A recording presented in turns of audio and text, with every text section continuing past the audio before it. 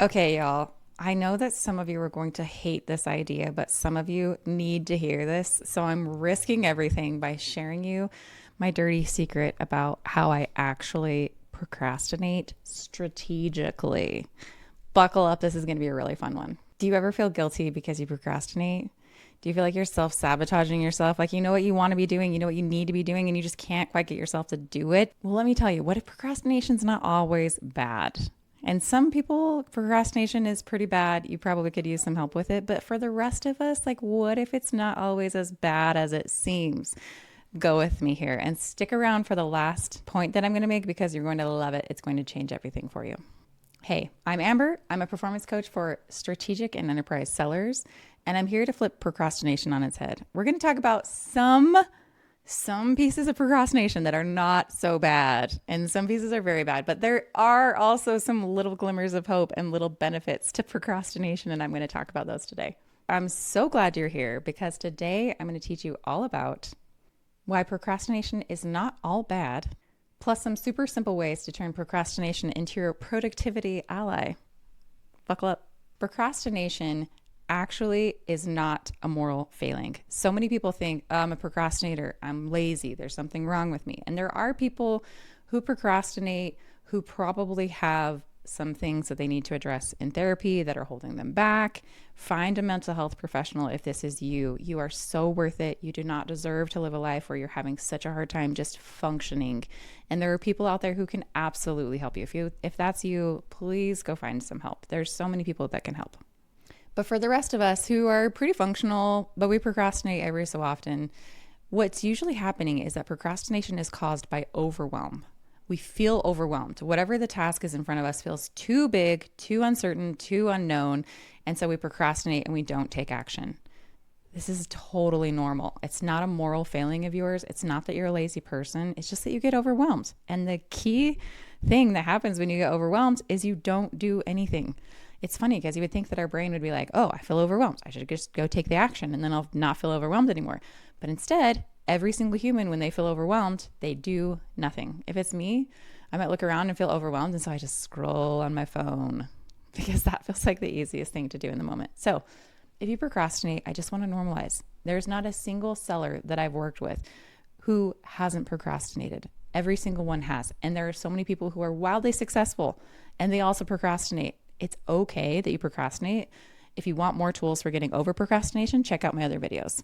But in the meantime, we're going to talk about some helpful parts of procrastination. Okay, so if you've ever heard of the book Originals by Adam Grant, it's fantastic. He also has a TED Talk about the same topic, which you can go watch super quick. It's fantastic. He talks about how actually procrastination can be really helpful. They did a study on people who procrastinate, and there's one particular area where procrastination can actually improve your performance.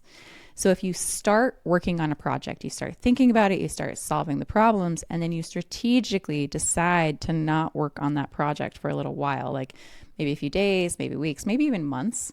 When you come back to the project, you'll actually have better ideas of how to solve it. Your brain has still been working on the problems in the background, still simmering on those problems, thinking about new ideas, thinking about new solutions. And when you come back to working on the project, you actually have better ideas. So there are times when it can be really helpful actually to strategically procrastinate and start working on something, start thinking about the problem, start trying to find solutions, let it simmer in the back of your mind, and then come back to it and you'll have better ideas.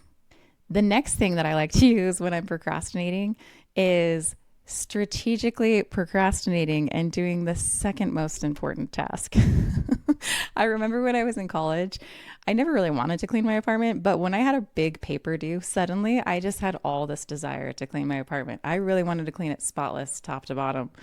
And I think that this is not particularly helpful if you have a deadline based thing like writing a paper like I did, but sometimes you can use it to your advantage. When task number one feels really hard and awful, suddenly task number two, which maybe last week sounded pretty awful, feels pretty fun and a lot more interesting than task number one. So if you find yourself procrastinating on the task that feels really big and uncomfortable, maybe just skip to task number two. Maybe that's going to give you more motivation to do task number two because now it doesn't sound so bad. And so you can actually be productive during your procrastination when you're avoiding the thing that you actually should be doing. Okay, last of all, I know some of you are really going to hate what I'm saying here, and I get it. It's fine. You can. But there are some people out here who need to hear this message, and I hope that it's been really helpful for you. So, I want to give you one last technique for procrastination. Sometimes you're procrastinating because you're exhausted, you're overwhelmed, you genuinely need rest, you need a break. And that's something that I feel like we don't give ourselves enough of, giving yourself rest. Rest is a strategic activity that is going to help you come back and perform better. I always think about high performing athletes. If they were to just exercise and be in the gym all the time, that would lead to exhaustion, that would lead to injury. And the same is true for enterprise and strategic sellers. I think about enterprise and strategic sellers as the elite athletes of the corporate world. And if you're just working all the time, you're not going to be able to sustain that. You're probably going to burn out. So instead, I want you to be strategic about your rest. And sometimes, if you're feeling nervous about this, like, well, if I give myself too much rest, and what if I do that all the time? And what if I never work again? And what if it becomes this big disaster? Sometimes I like to set boundaries for it. So I like to say, like, okay, you are obviously tired. I'm going to give you the next 4 hours. Go hard. Like, do whatever you need to do to rest. Completely check out. I do this sometimes when I'm feeling really emotional about something, like I'm having a pity party about something. Like, you get to have a pity party and feel really upset about this for the next 4 hours or until tomorrow morning. Have the biggest pity party that you possibly can have. Throw an amazing party for yourself. And tomorrow morning, we're going to be over it. We're going to move on and we're going to just keep going with our day.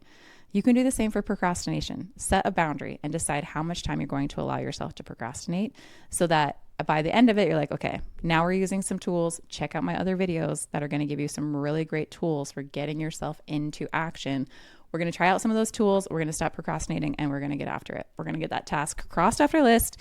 It's going to feel so amazing. And just imagine the hit of dopamine you'll get when you cross it off your list. Have you ever used procrastination strategically? Or are you going to try one of these techniques? If you're here on YouTube, drop me a comment. If you're on my podcast, feel free to write me a review, write a note there, or come connect with me on LinkedIn and let me know. Send me a DM. I would love to hear from you. Thanks so much for tuning in. I hope if you like this podcast or this YouTube video, you send it to a friend who maybe needs to hear this, and make sure to like and subscribe. I'll see you in the next video.